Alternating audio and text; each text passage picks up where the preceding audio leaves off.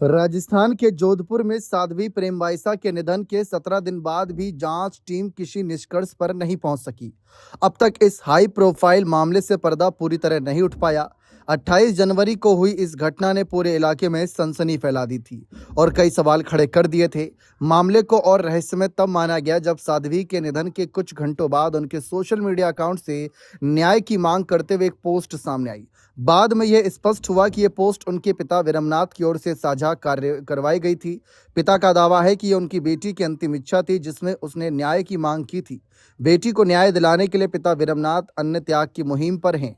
Postmortem के बाद विसरा नमूने को फॉरेंसिक जांच के लिए भेजा गया था, जिसकी रिपोर्ट अब जोधपुर पहुंच चुकी है। मामले की गंभीरता को देखते हुए पुलिस ने विशेष जांच दल का गठन किया, जिसने अब तक साध्वी के परिजनों, परिचितों और अन्य संबंधित लोगों सहित कुल 37 व्यक्तियों से पूछताछ की। एफएसएल रिपोर्ट में इस बात की पुष्टि हो गई है कि साध्वी के शरीर में किसी तरह के जहर की मौजूदगी नहीं थी। जांच टीम अब मेडिकल बोर्ड के अंतिम फैसले का इंतजार कर रही है। कुछ सवाल इस केस में है, जैसे विरमनाथ ने पुलिस को दी गई अपनी शिकायत में आरोप लगाया कि साध्वी को एक इंजेक्शन दिए जाने के बाद उनकी तबीयत अचानक बिगड़ गई और कुछ ही समय में उनकी जान चली गई। इस शिकायत के आधार पर पुलिस ने संदिग्ध निधन का मामला दर्ज कर जांच शुरू कर दी।